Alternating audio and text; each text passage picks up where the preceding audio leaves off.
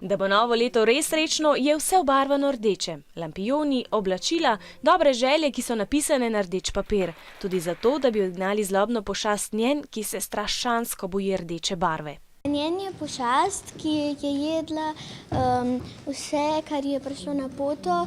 In pač ljudje so se zelo bali, ker nobeno živo bitje, ko je njen prišla, ni preživelo.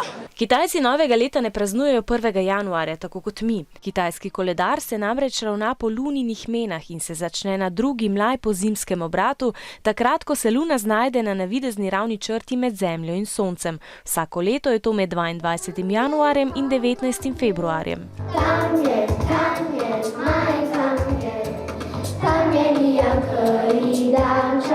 Kitajci se obdarujejo z rdečimi kuvertami. In nikoli ni prijazno, če se obdarujejo z dežniki, urami in zelenimi pokrivali. Dežniki prinašajo konec prijateljstva, ura prinaša zlo in zelena pokrivala nesrečo.